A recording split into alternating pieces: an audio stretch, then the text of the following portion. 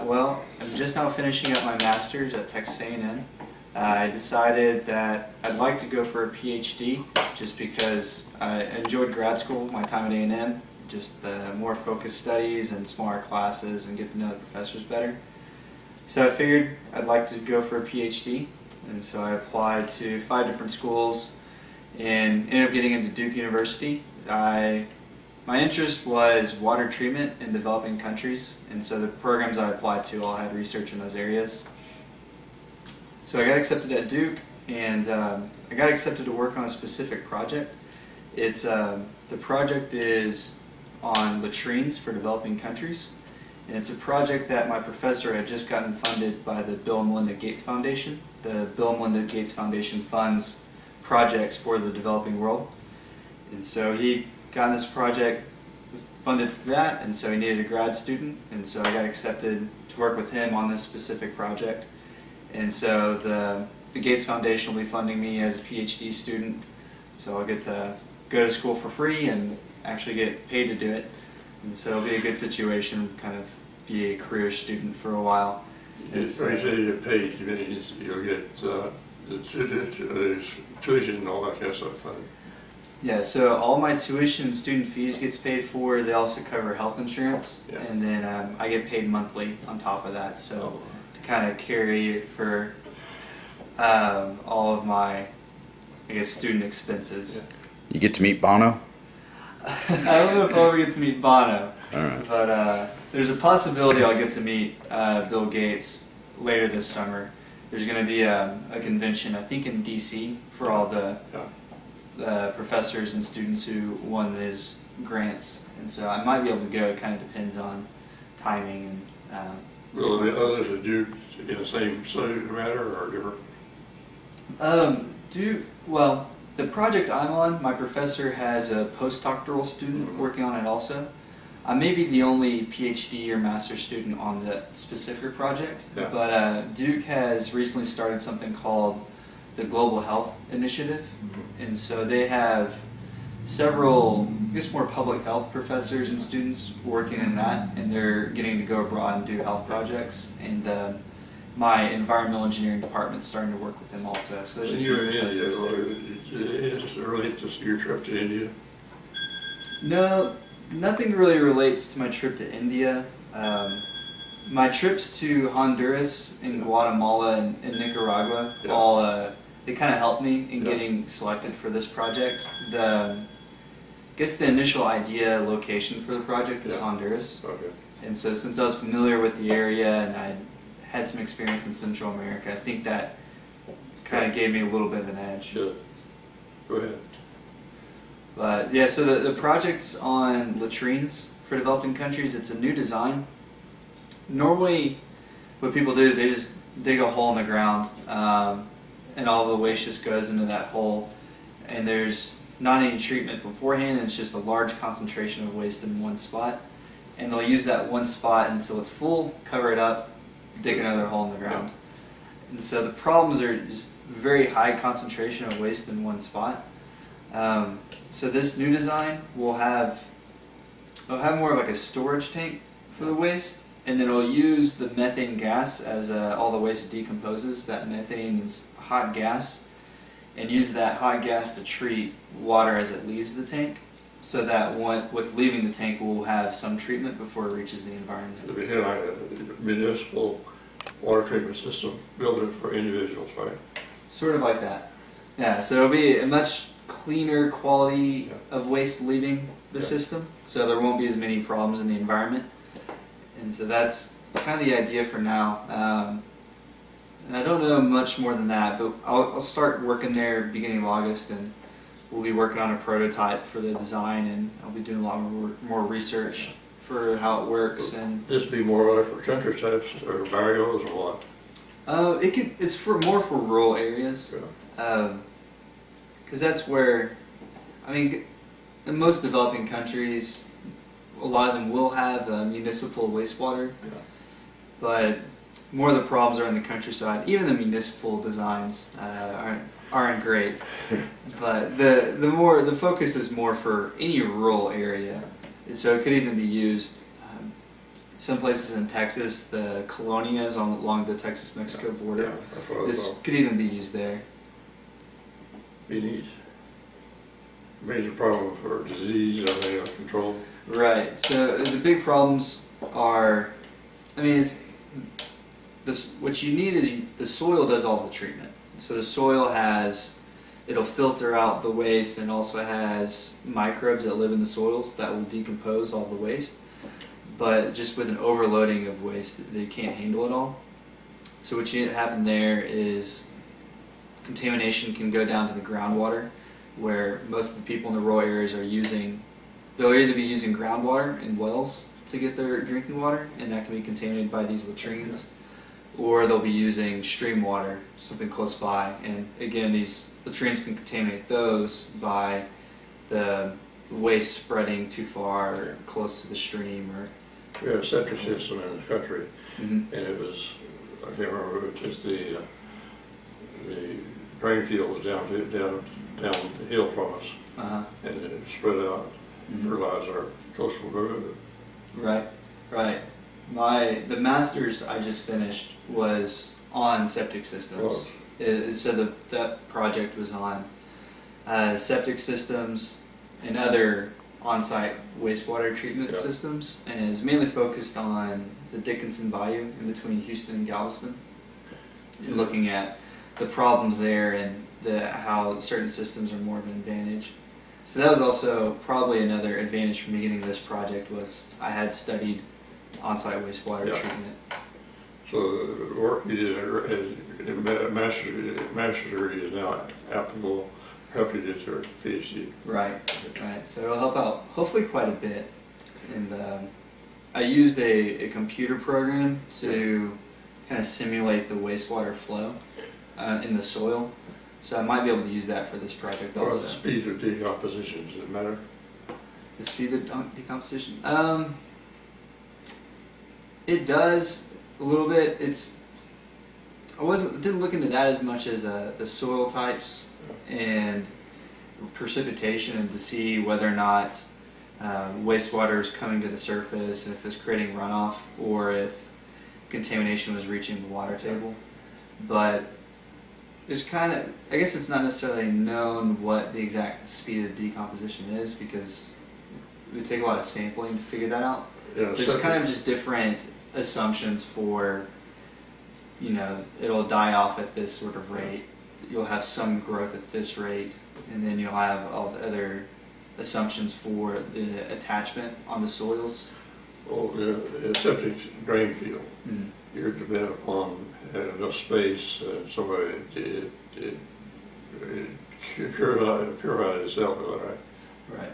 Okay. Right. So generally, with the drain field, you're supposed to have it about 100 feet from any wells, or you need to have it at least 2 feet above groundwater. So with these latrines, the pit latrines, you're going to need much more space, because with the septic system, you've got the septic tank to store all the solids, and so that's kind of a little bit of treatment before the water reaches the soil. But with the latrines, there's nothing; it just happens right away. In Georgia, we had to a special test the soil to see how to do.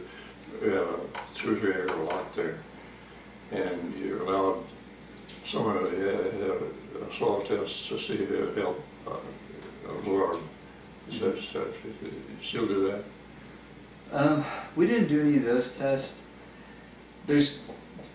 For that project, there's a lot of different just standards set by the Texas Commission on Environmental Quality. Of you need to have it set this way, and you need this distance from the well, or this distance to the water table, or this distance to the stream. And it's based on those research projects. Okay. But my project didn't have any field sampling or data. It was more just analyzing how 3 different systems operated and modeling how the wastewater flow would be in those systems. That's interesting. Tremendously very valuable to the world to learn how to do this. Hopefully so. How much disease is connected with bad treatment system? What are some of the major diseases? can't remember numbers. In the United States, it's not very high. It's higher than you assume from, I guess, E. coli diseases. Can't remember. I'd say like hundreds, like 100,000 per year, probably.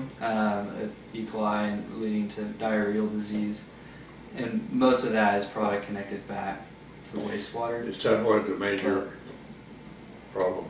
There's, yeah, typhoid's one of the problems. I'm trying to think, dysentery is connected to it, but that's not as major of a problem here as it is in other places. In other countries, though, it is a major problem. Diarrheal disease affects a large percentage, especially children in developing countries, and it's mainly from either drinking water or lack of sanitation and hygiene. Which is worse, India or Central America? I don't know. Both places, I would say, it's pretty similar when it comes to drinking water quality and sanitation. Yeah. But I'm not too sure what would be worse. I mean, it also kind of depends on where you are in each area. So like in India, the developed cities have a little better sanitation and hygiene. Probably still wouldn't drink the water there. Same thing with Central America. The more developed cities have a little more established. But in rural areas, Your population density was greater in India or Central America? much greater in India. That's what I thought. Much greater. I mean, a town the size of Abilene would have 1 million people. Oh. That sounds great. Yeah, that's what I'm excited about. And also the professor I'll be working with at Duke, he's very application-minded. He wants to do research and projects that are going to be used in some way, whereas a lot of research in academia, it's very abstract and theoretical and not necessarily applied to anything.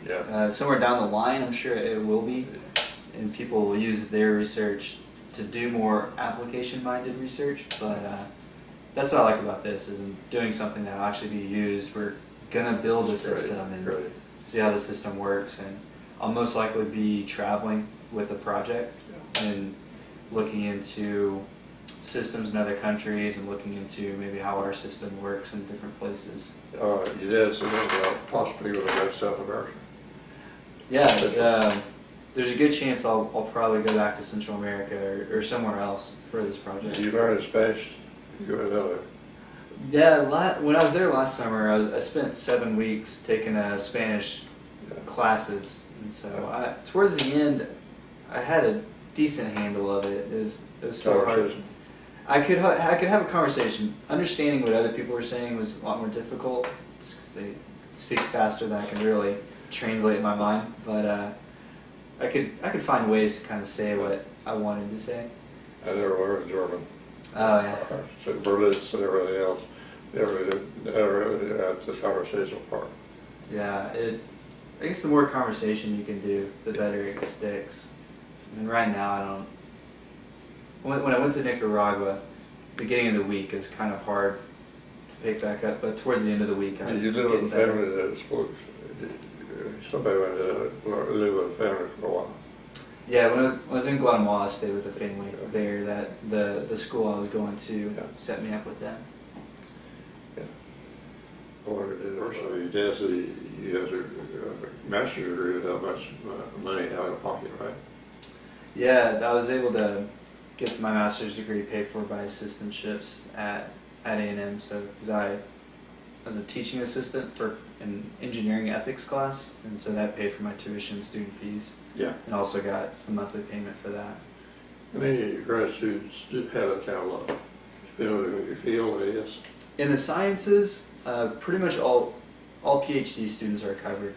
And so whenever I was applying to different places, if they couldn't fund me, they wouldn't accept me. Yeah. So they mainly, that's the more limiting factor on how many students they take. For masters, it's a little less likely to get funding, and so it's more competitive there. But they're more in the sciences than in the field. I think so, and that's, I mean, my experience is that's what I know, at least in engineering, and I think it's the same way in the other sciences. I think with something like business, you're probably going to have to pay for everything for that, just because that's something a little different.